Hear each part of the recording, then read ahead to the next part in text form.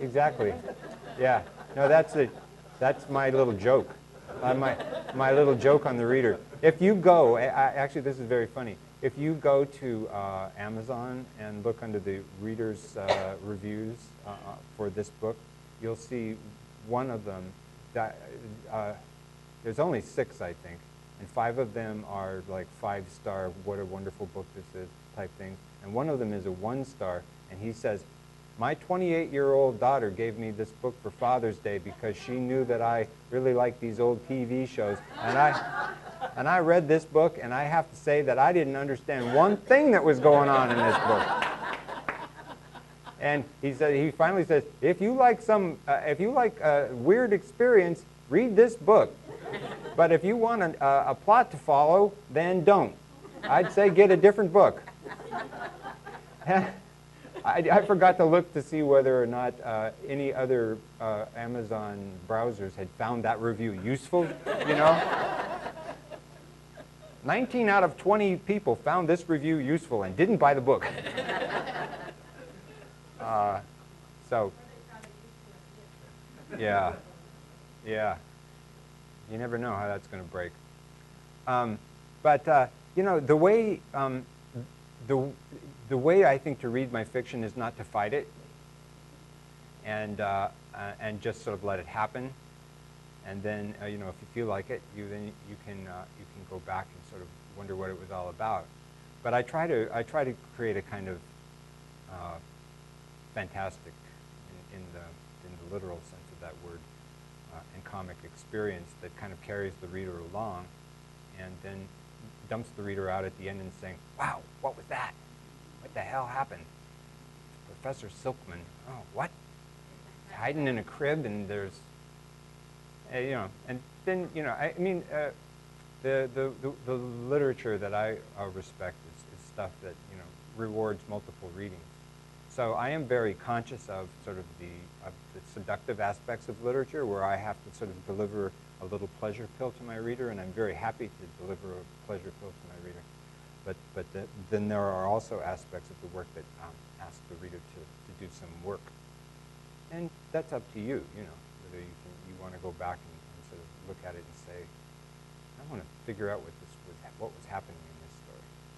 But it's not realism. You know, it's sort of in the playful tradition of the avant-garde of Tristram Shandy and Rabelais and Cervantes. Thank you, Bill. Anybody else? The future of surrealism in place of all the weirdness that we Yeah, how does surreal become more surreal than reality?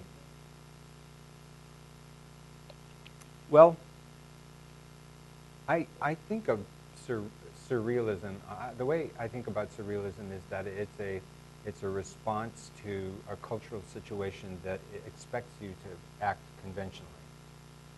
So to me, surrealism isn't really the issue. I don't care if surrealism survives or not. What I am concerned that survives is a kind of oppositional voice of the arts, you know, that is constantly providing experiences for people that is outside of their ordinary experiences.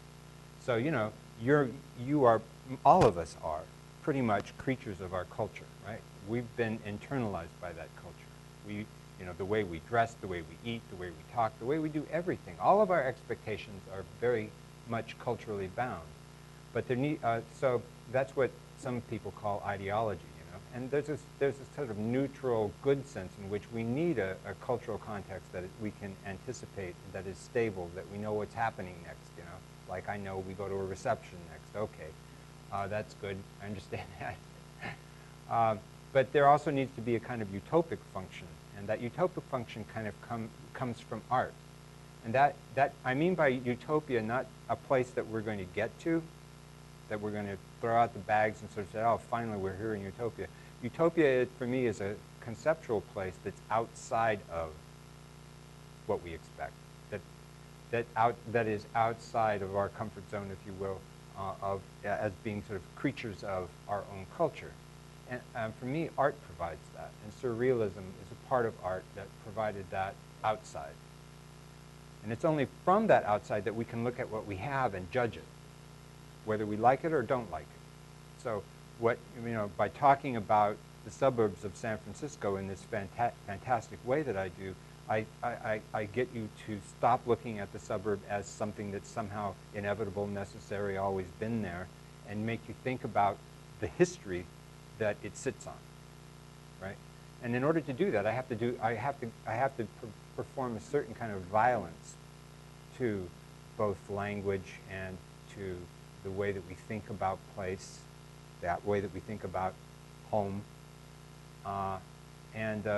that violence sort of opens up the space in which we can finally become sort of like the philosopher Wittgenstein imagined a fly in a bottle who wanted to know what the bottle looked like.